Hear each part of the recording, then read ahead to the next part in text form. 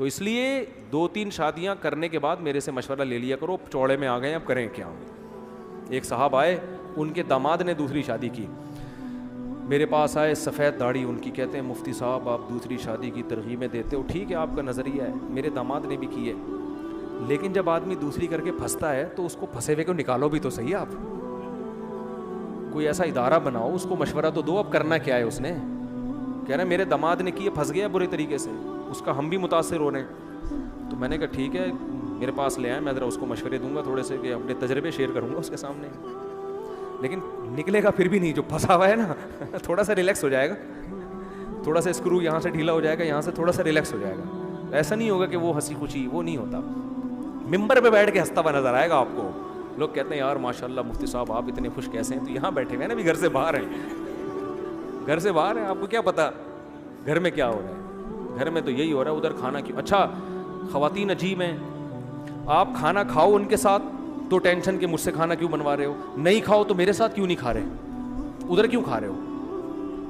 یہ عجیب ہی سیاستیں چلنا شروع, یہ نہیں کھا رہا اس کا مطلب کھانے بھی وہاں جا کے کھا رہا, اپنی مرضی کے پکوا رہا ہے وہاں پہ. بس اس میں ساری زندگی آپ کی پلس مائنس میں گزر جائے گی. چائے 4 جگہ پینی پڑے گی آپ کو بیٹھ کے.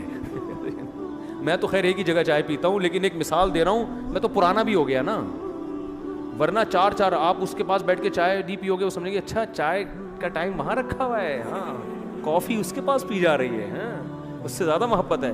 تو ادھر بھی پیو گے کافی, پھر ادھر آ کے یہ شو کرو گے جیسے میں نے کافی صرف آپ ہی کے پاس بیٹھ کے پی رہا ہوں. ادھر بھی پیے گا, تیسری کی ہے تو تیسری 4 کافیوں کے کپ جب پیٹ میں جائیں گے تو مسانے کی ایسی کی تیسی ہو جائے گی آپ کی. حقیقت ایسی کی تیسی ہو جائے گی آپ کے مسانے کی. عید کے دن آپ بٹے ہوئے ہو گے, کس سسرال جانا ہے. میں نے, میرے پاس 2 شادیوں والے کے فون آتے ہیں, یار عید کے دن ادھر پہلے چلے جاؤ, تو کہہ رہی ہاں وہ زیادہ محبوب ہے آپ کو. تو میں ان کو حل بتاتا ہوں, میں ان سے کہتا ہوں دیکھو جس ترتیب سے شادیاں ہو رہی ہیں نا اسی ترتیب سے گھر میں جائیں گے.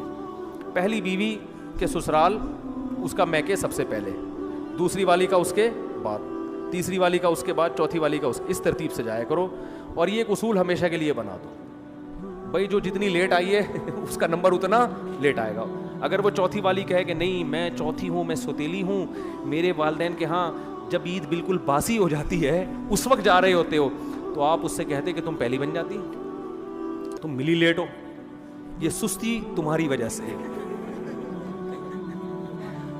یہ سستی کا تمہیں سزا ملے گی, تم پہلے کیوں نہیں آئی, لیٹ آئی ہو. تو اب اس کا ہے کہ تمہارا نمبر سفر میں بھی سب سے پہلے پہلی والی کو لے کے جائیں, اس کے بعد دوسری کو, اس کے بعد تیسری کو, اس کے بعد چوتھی کو, ہر کام اسی ترتیب سے کریں. اور بتا دیں بھائی یہ نمبر قدرت کی طرف سے لگ گئے ہیں, ٹھیک ہے نا.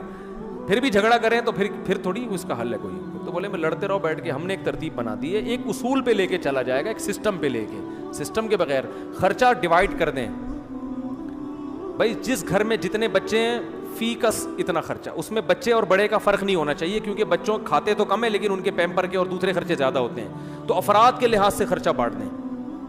بھائی اس گھر میں اتنے افراد ہیں, فی کس اتنا راشن, اتنے پیسے ملیں گے آپ کو. اب اس میں آپ برگر منگواؤ, اس میں آپ آٹا منگواؤ, اس میں آپ راشن منگواؤ, آپ کا ہیڈ ہے یہ. ہم آپ کو اتنا اماؤنٹ پر ہیڈ دیں گے, عید بقرعید پہ یہ اماؤنٹ ملے گا.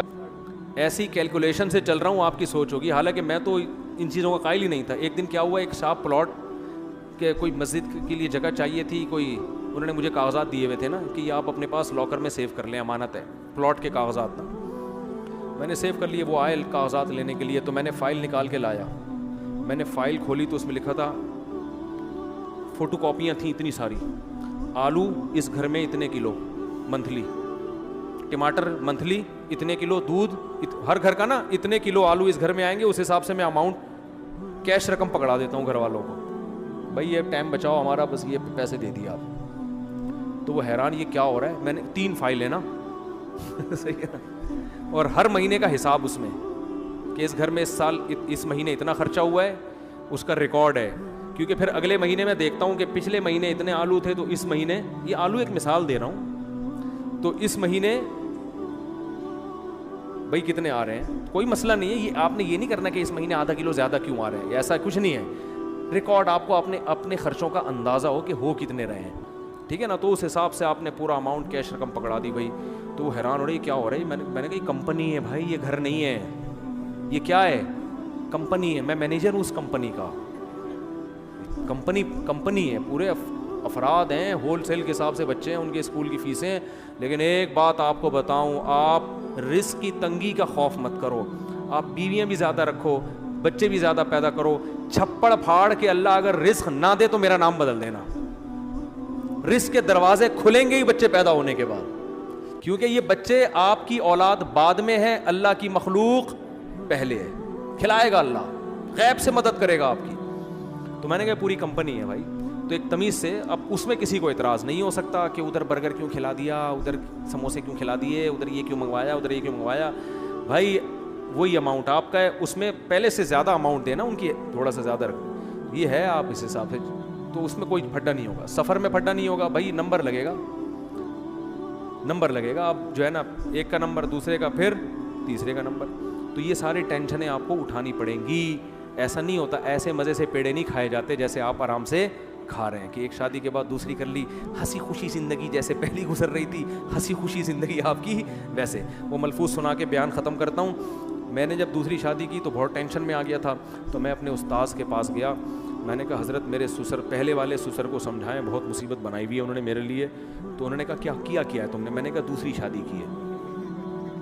تو مجھے اپنے شاگرد سے کہنے لگے جو میرا کلاس فیلو تھا, ایسے نا بالکل ایسے کوئی, انہوں نے اگنور کر دیا نا. انہوں نے کہا کہ بعض لوگوں کو شہد کھانے کا شوق ہوتا ہے, ڈائریکٹ چھتے میں ہاتھ دے کے شہد نکال رہے ہوتے ہیں, پھر آ کے شکایتیں کرتے ہیں کہ مکھیاں کاٹ رہی ہیں, اور کہتے ہیں اس مولوی طارق کو دیکھو شہد کے چھتے میں منہ دے کے شہد پی رہے ہیں, اور پھر آ کے شکایت کر رہے ہیں کہ مکھیاں کاٹ رہی. بس اتنا کہا, ہم شرمندہ اٹھ کے واپس. کوئی نصیحت نہیں, کچھ نہیں بولا. بھگتو شہد کھانے کا شوق بھی تو تمہیں کو ہے نا, تو 4 ضرور کرو, مگر مکھیاں کاٹیں گی. پھر دھوئیں کا انتظام کرو, پہلے سے ڈریسنگ چینج کرو, گھر ہیلمٹ پہن کے جایا کرو. ابھی سے میں کہہ رہا ہوں, میرا ہیلمٹ آپ دیکھو جو بائک کے لیے میں نے رکھا ہوا ہے, ایسا سالڈ ہیلمٹ ہے نا, آپ کی سوچ ہوگی, میں نے آڑے وقت کے لیے رکھا ہوا ہے. آڑے وقت کے لیے کہ کسی دن اگر تینوں نے مل کے پھٹا کیا تو ہیلمٹ بچائے گا مجھے. یہاں کی چوٹ برداشت ہو جاتی ہے, گھٹنے کی برداشت ہو جاتی ہے, سر کی برداشت نہیں ہوتی. تو ہیلمٹ پہن کے رکھو, یہ ساری چیزوں کا پہلے سے انتظام. لیکن مزہ پھر بھی اسی زندگی میں, خدا کی قسم اس ٹینشن کا اپنا مزہ ہے یار. بیوی کی محبت بھی تو ملتی ہے نا آپ کو. عورت اگر لڑتی ہے نا سوکن سے, وہ آپ کی محبت میں لڑتی ہے. سمجھ میں آ رہی ہے بات؟ جب آپ کی اکلوتی بیوی ہوگی آپ سے لڑے گی, جب 2 ہوں گی تو آپ کے لیے لڑے گی پھر بھی, لیکن لڑائی کا رخ کیا ہو جاتا ہے, چین. تو بیوی کی محبت ملتی ہے, بچوں کی محبت ملتی ہے, موسٹ وانٹیڈ گلی میں جا رہا ہے, ٹھیک ہے نا,